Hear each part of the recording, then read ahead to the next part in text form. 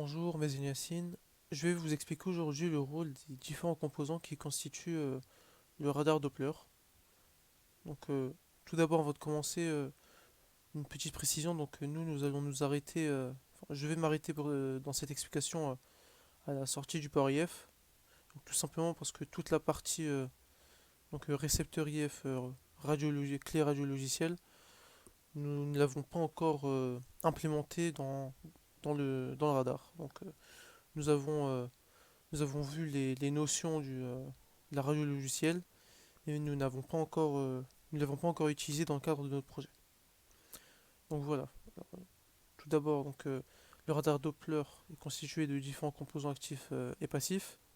Donc, comme par exemple le VCO et les amplificateurs qui eux nécessitent une alimentation électrique, qui permettent d'amplifier.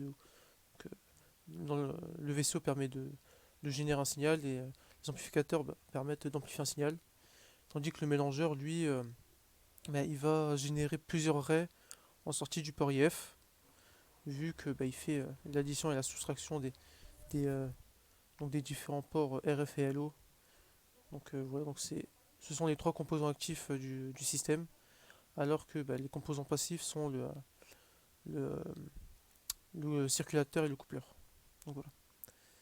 Le premier composant, c'est le VCO, voltage contrôlé d'oscillateur, qui va générer une fréquence porteuse, enfin un signal à une fréquence porteuse. Et cette fréquence va être pilotée en tension, donc avec la tension V1. Donc si la tension est plus ou moins grande, la fréquence va différer en fonction de ce signal.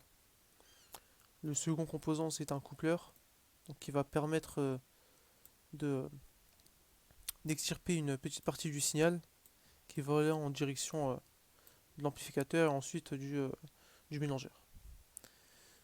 Le circulateur, quant à lui, va permettre de diriger le flux, enfin, le signal tout simplement, dans une direction.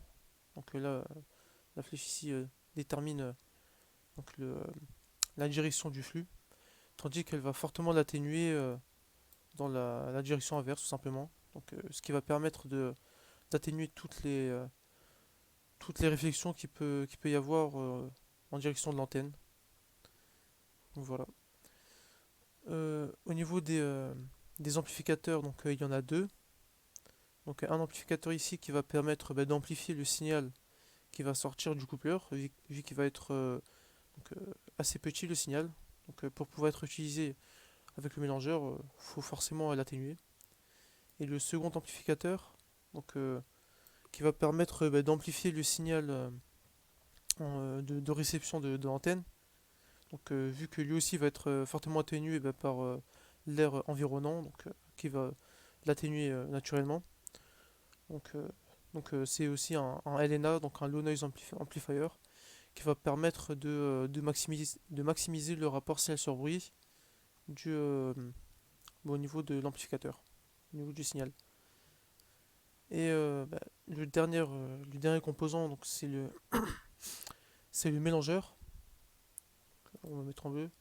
Donc le mélangeur, il va permettre d'avoir la fréquence Doppler. La fréquence Doppler, c'est la fréquence qui va s'ajouter. euh, enfin, c'est la fréquence qui va s'ajouter à la fréquence d'émission. Nous avons un signal qui est émis à une certaine fréquence, qui va venir tout simplement toucher l'objet. Généralement, c'est une voiture dans le cadre d'un radar. Mais bref, un objet. Et qui va, donc on va mettre en rouge ici, et qui va du coup rebondir. Ce signal va rebondir sur l'objet et qui va revenir à l'antenne de réception. Le signal de réception n'est pas exactement le même que le signal d'émission. Il y aura une différence de quelques centaines de hertz, hein. Et cette différence qui va s'ajouter ici au signal de réception, enfin qui va être reçu par l'antenne de réception, et ben ici le mélangeur va faire donc soit la somme des deux signaux, soit la différence des deux signaux. Voilà, pour être plus précis, donc nous avons ici cos, cos A fois cos B, donc qui est égal à 1 demi de 1 demi de cos A plus B plus cos de A moins B. Voilà.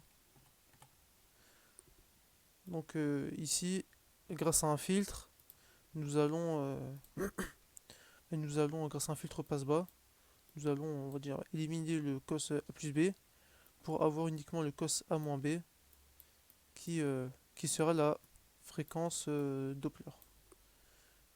Donc qui sera ouais, voilà, tout simplement la fréquence Doppler. Donc voilà, c'était tout pour l'explication des différents composants qui constituent le radar.